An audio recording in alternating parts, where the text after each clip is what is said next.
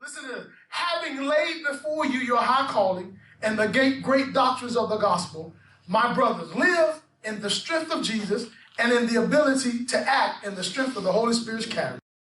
Be clothed with the spiritual helps supplied by God, that you may be positioned in opposition to the methods, means, plans, and schemes used by the devil to deceive, entrap, enslave, and ruin your life.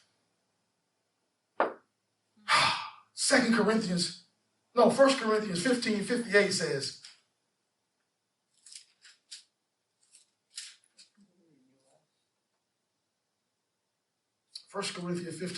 says, therefore, my beloved brethren, be steadfast, be secure, be fixed, unmovable, always abounding in the work of the Lord, for as much as you know that your labor is not in vain in the Lord.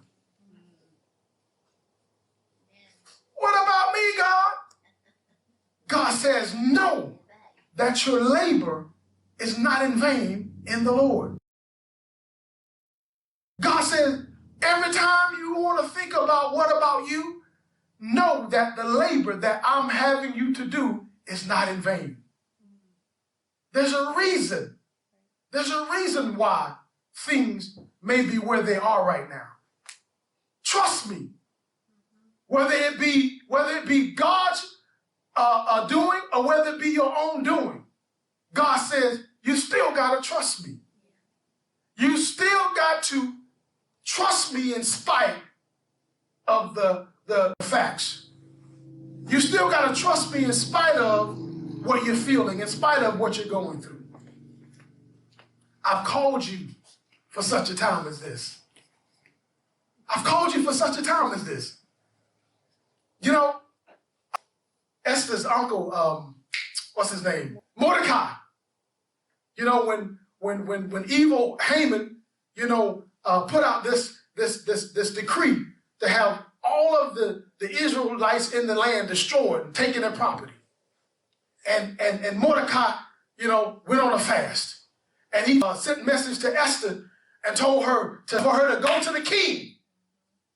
And Esther sent a message back, said, the king hasn't called me into his presence. She said, you can't go into the king's presence without being called. If you go into the king's presence without that, you can be killed. And Mordecai sent a message back to her. Oh, no, girlfriend. No, we're not having that. You don't even realize that if you don't do this, God will raise us up another deliverer. He says, you don't even know that you were made for such a time as this. The position that you're in right now, God put you in that position so that he can use you to deliver his people. Don't you be talking about, worried about what's going to happen to you. You could have been dead a long time ago. God spared your life for such a time as this. So why are we reserved? I don't want to be looked at as the intolerable. I don't want to be hated because I have an opinion. I don't want to be hated because I'm not going along with the masses. You were created for such a time as this. Right. Don't be trying to protect yourself. Jesus said, whosoever will save his own life will lose it. Don't be trying to protect yourself. Don't be trying to protect your name. Don't be trying to protect your prestige. Don't be trying to do that. God says, don't even be trying to do that. I have called you for such a time as this. I've called you for such a time as this. You're talking about the end time church? Yes. Yeah. I've called you for such a time as this. This is not the time to start hiding. Right. This is not the time to start hiding behind the four walls of the church. Right. This is not the time to start hiding behind political correctness. Right. It's not the time. They come out. Right. We might as well come out. Right. Amen? Amen. They say what they got to say. Right. They go out in the world and shake their fancy. Right. Don't tell me that I can't stand to talk against that. You doing what you want to do. Why can't I do what I want to do? Why can't I say the somewhere. He's got to plant somewhere that's going to have great influence on the redirection of this country. He's going to have, any time that there's great wickedness going on, God has a plant somewhere.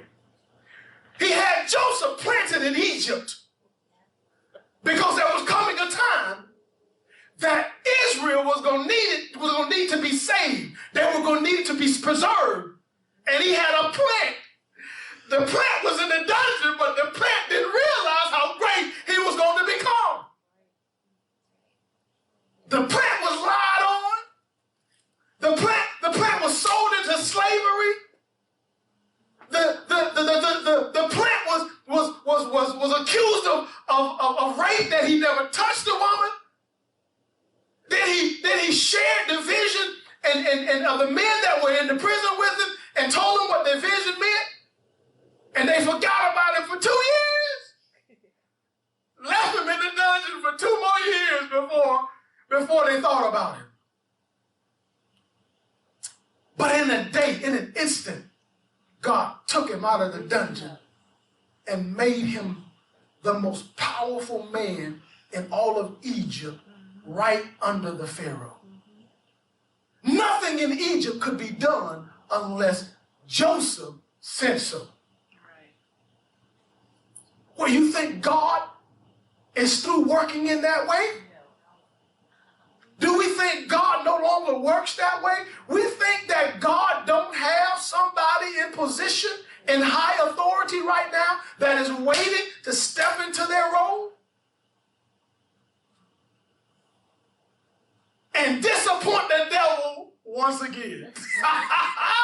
Yes, disappoint him once again. Get his hopes all built up where he think he's getting ready to take over, and then all of a sudden, right underneath his nose, is snatched from him once again. Then God has the devil in a perpetual disappointment. He's living a perpetual disappointment. His whole existence has become a perpetual disappointment. I'm going to be like the Most High God. I'm going to raise myself beyond the heights of the north. Really? Did you forget that the one you was going to raise yourself above created you? Did you forget that there's something he knows about you that you don't know about yourself? Did you forget that? Did you forget that the one who created you knows something about you that you don't know about yourself? Well, God, I don't want to go. God, I don't want to cross that river. I don't want to go through that valley, Lord. Lord, I don't want to go over that mountain. Lord, I don't want to. I don't want to go. I don't want to do it. God said, I know something about you that you don't know. I got something preserved on the inside of each and every one of you.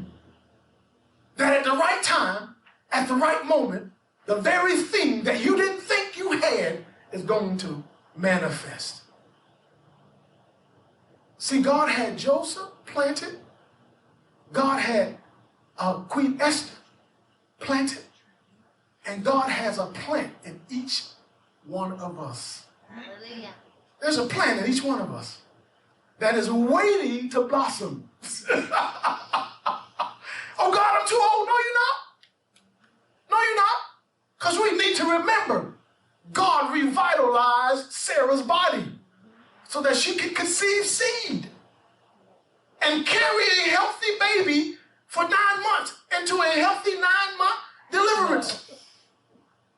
90 years old, walking around with a plump, tight belly, carrying a child. Unheard of. Unheard of. Hopefully it's unheard of.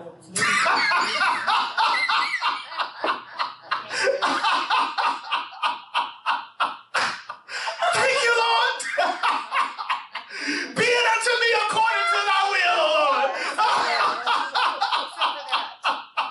And that what Mary said? Yeah. Somebody say, yeah, well, Mary was 16 years old, too.